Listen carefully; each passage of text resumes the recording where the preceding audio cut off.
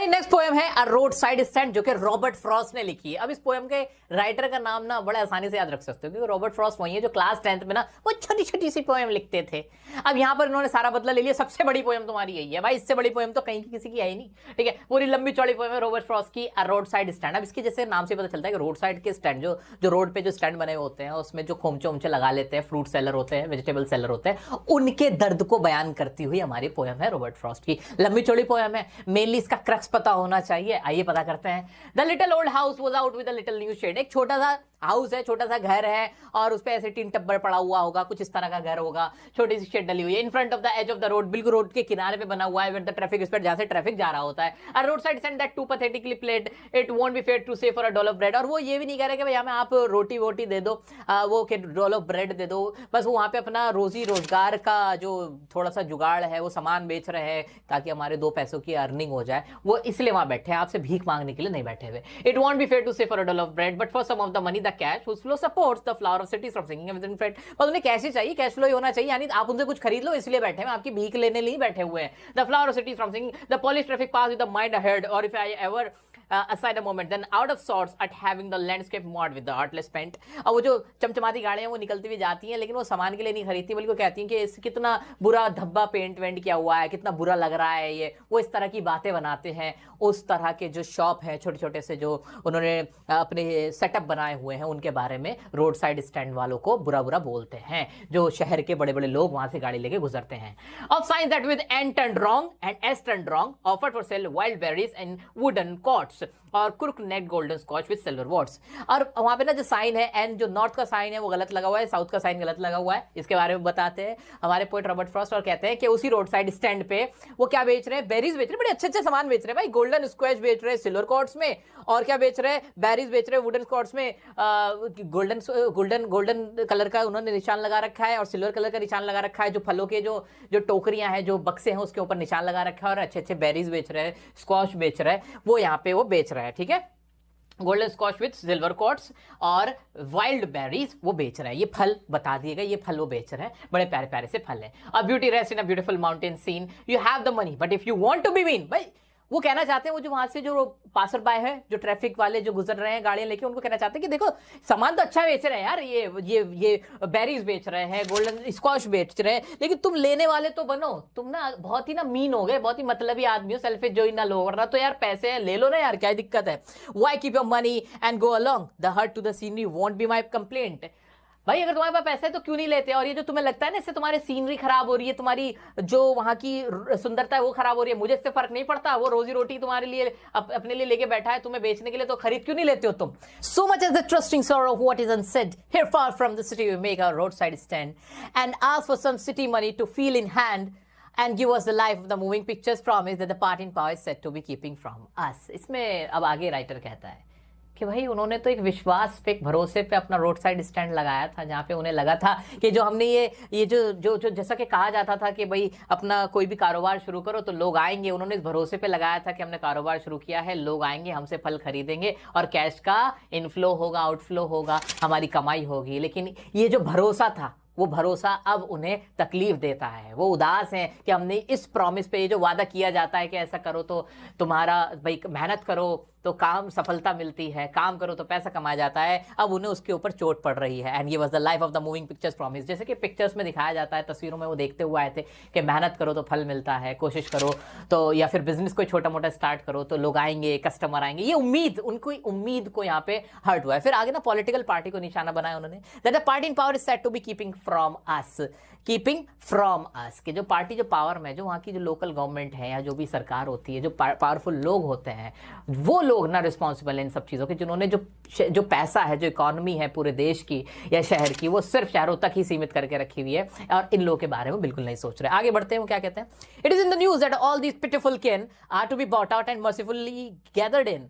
बाद में कहते हैं कि ऐसा खबरों में सुना गया है कि ये जो बेचारे गरीब लोग हैं, इनको ना इनको ट्रांसफर इनको ना यहाँ से उठा के लेके जाएगा, इनको कहीं और माइग्रेट कर देंगे, और जो बेचारे गरीब गुरबा लोग हैं उनको विलेजेस से उठा के उनको थिएटर या स्टोर के आसपास उनको बसा देंगे, where they won't have to think for themselves anymore while greedy good doers benefit and best of praise form over their life enforcing benefits that are calculated to sue them out of their wits and by teaching them how to sleep they sleep all day destroy their sleeping at night the ancient way. लेकिन ये सारी सब बातें हैं, ये सिर्फ कहावतें हैं, बहाने हैं, सिर्फ कहने के लिए बातें हैं, उन्हें कभी वहाँ नहीं लेके जाया जाएगा, बल्कि उनको ये सपने दिखा दिए जाते हैं कि अब तुम्हें चैन की नींद मिलेगी, जैसे कि पहले शुरुआत से होता आया है एंशिएंट टाइम से, जहाँ पे पहले के भी लोग गरीब पे अत्याचार करते हैं, उसे बहलाते हैं, फुसलाते हैं, और जो उनके हक का पैसा होता है वो खुद खा जाते हैं।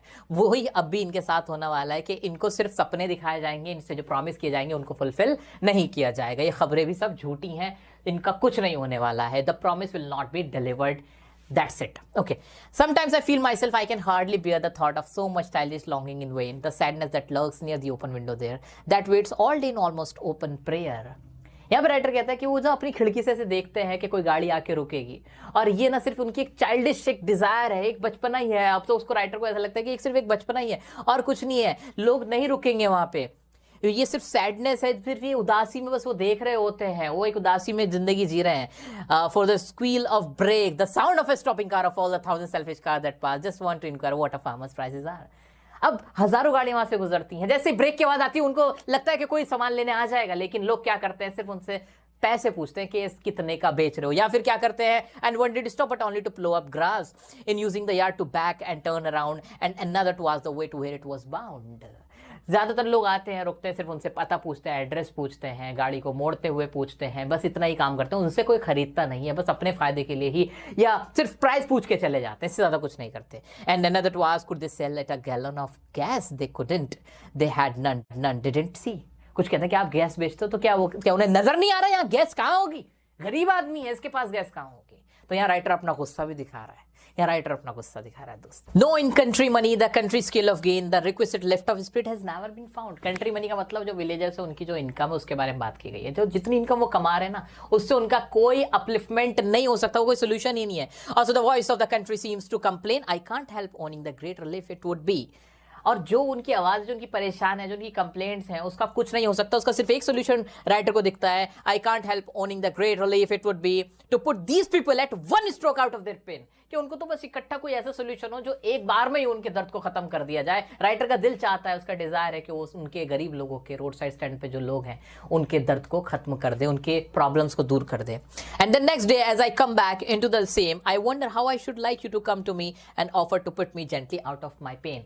तो पहले तो राइटर को मन होता है कि किसी तरह एक झटके में इनकी सबकी प्रॉब्लम खत्म हो जाए, लेकिन फिर राइटर जब होश में आता है उसको लगता है ये चीज़ बड़ी मुश्किल है, ऐसा नहीं हो सकता, और वो बहुत ही अपना दर्द बयान करता है। And he feels so helpless कि वो इन लोगों के लिए कुछ नहीं कर पा रहा है, और ऐसा सच कोई सोल्यूशन भी नहीं है। इसका सिर्फ एक ही सोल्यूशन है, वो क्या, कि जो शहर के अमीर लोग हैं, पावरफुल लोग हैं, वो रुके वहाँ, उनसे फल खरीदें, उनको हेल्प करें, और उनको इस निगाह से ना देखें, उनको मीगर ना समझें। तो यही पूरी एक पोएम की कहानी है। आइए देखते हैं इसमें से इंपॉर्टेंट क्या क्वेश्चन पूछे जा सकते हैं। दोस्तों, तो रोड साइड स्टैंड जैसे पोएम को सोचोगे तो बड़ी पोएम है, इसको थोड़ा सा शॉर्ट करते हैं कि इसमें क्या क्या मेनली रोड साइड स्टैंड है, शेड लगा रखा है, सेल कर रहे हैं, क्या फ्रूट सेल कर रहे हैं, वाइल्ड बेरीज और गोल्डन स्क्वैश को सेल कर रहे हैं। एक्सपेक्ट कर रहे हैं कि जो पासिंग कार्स हैं या पासर बाय हैं वो अपनी कार्स को स्टॉप करें और परचेज करें, लेकिन वो लोग क्या कर रहे हैं, सिर्फ ग्लांस कर रहे हैं, सिर्फ देख रहे हैं, और वो सिर्फ रेस्ट रूम पूछ रहे हैं, प्राइस पूछ रहे हैं, एड्रेस पूछ रहे हैं, गैस यानी फ्यूल पूछ रहे हैं, उनसे खरीद नहीं रहे हैं। इतनी कहानी है ना, इतनी कहानी है ना। और क्या हो रहा है, और वहां पे क्या हो रहा है, फिर राइटर क्या कहता है, राइटर कहता है लोकल अथॉरिटी वो इसके लिए जिम्मेदार है। Don't stop if don't want to spend, आप रुको मत अगर आपको खरीदना नहीं है, आप एड्रेस पूछने मत उतरो। ये गुस्सा है राइटर को कि आप गैस का पूछ रहे हो, फ्यूल पूछ रहे हो, आपको शर्म नहीं आ रही, आपको दिख नहीं रहा कुछ। No problem with spoiled landscape due to shade, writer बार बार कह रहा है कि he has no problem if that shade is spoiling your scenery या सीनिक ब्यूटी। अगर आपकी ब्यूटी खराब हो रही है तो राइटर को प्रॉब्लम नहीं उन शेड से, क्योंकि वो किसी की रोजी रोटी है।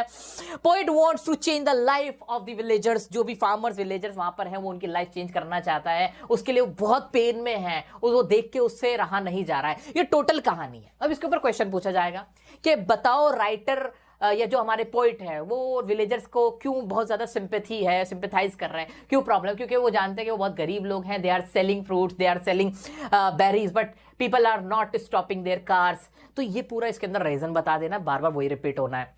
दूसरी बात कि लोग वहां पे रुक रहे तो क्या पूछ रहे हैं। एक क्वेश्चन ये बनता है कि जो कार्स हैं वो रुक भी रही हैं कि नहीं, और वो रुक क्यों नहीं रही हैं, वो खरीद क्यों नहीं रही हैं, या वो क्या कर रही हैं वहां पे जो कार्स वहां से निकलती हुई जा रही हैं, जो पासर्स बाय। तो बताएं कि they are not stopping. If they are stopping तो वो क्या कर रहे हैं, वो सिर्फ वहां पे एड्रेस पूछ रहे हैं, फ्यूल पूछ रहे हैं। वो वाली लाइन्स आपकी एज इट इज उसमें आ जाएंगी। इस तरह के क्वेश्चन आ जाएंगे। अब इसका सबसे ज्यादा मजेदार पता क्या है, अब ना आप इसके प्रीवियस क्वेश्चन उठा के देखो और उसमें क्या क्वेश्चन आए वो देखेंगे, और आपको, मुझे पूरी उम्मीद है आपको आंसर पता ही होंगे। और जो इसके और क्वेश्चन है वो हम हमारे लाइव रिजन में अच्छे से पढ़ेंगे और इसको पक्का कर लेंगे। तो दोस्तों वीडियो को लाइक करना अगर आपको अच्छा लगा हूं मैं, और मेरी कोशिश और मेरे साथ जुड़े रहना। देखो अब ना जो भी आपको क्लास 12 से रिलेटेड कुछ भी चैनल पे अपडेट होता हुआ दिखे ना, उसको देखना जरूर। सारे सब्जेक्ट को अपने तैयार करते हुए चलो, कोई दिक्कत नहीं है, लेकिन आधा घंटा पौना घंटा जो मैं छोटी छोटी सी वीडियो आपके लिए ला रहा हूं ना, ये एग्जाम तक देखना जरूर। मैं खुद कह रहा हूं कि अगर आप क्लास 12 में हो ना तो अपनी केमिस्ट्री पकड़ो, फिजिक्स पढ़ो, अपना मैथ्स पढ़ो, अपना अकाउंट्स पढ़ो, बिजनेस पढ़ो, ज्योग्राफी पढ़ो, मुझे नहीं फर्क पड़ता, मैं तो खुद कह रहा हूं अपना टाइम बचाओ। लेकिन इंग्लिश के लिए ना बिल्कुल मत छोड़ के चलो। मेरे साथ पढ़ रहे हो ना तो लास्ट डे के लिए पे डिपेंड मत रहना कि लास्ट डे पे ही पढ़ लूंगा। अभी जो मैं आपको रिवीजन क्लासेस देता रहता हूं ना, ये दे रहा हूं, मेरा पूरा प्लान है आपके लिए, क्योंकि मैं तो आपको सारे सब्जेक्ट पढ़ने, मुझे तो सिर्फ इंग्लिश पढ़ाना है ना। तो मैंने आपका प्रॉपर रिवीजन प्लान बनाया हुआ है, आपको पता भी नहीं चलेगा और ये सब आपको याद हो जाएगा अपने आप ही। तो बस आधा घंटा 1 घंटा जरूर दे दिया करो 2-3 दिन में। जो भी कोई एक वीडियो आए ना उसे देखा जरूर करो, और जो कहूं उसे मानते रहो, और आपके 80 में से 80 लाने से फिर कोई नहीं रोक सकता। बस अपना साथ मेरे साथ बनाए रखें, वीडियो को शेयर करो अपने सभी दोस्तों के साथ, ताकि ये औरों तक भी जाए, हमारी मेहनत कामयाब हो जाए। कमर में दर्द हो जाता है, सच में दर्द हो जाता है, लास्ट में आके ना सच में कमर दर्द करने लगती है। मिलते हैं नेक्स्ट वीडियो में नेक्स्ट टॉपिक के साथ, तब तक के लिए डियर सर के साथ। I love you all.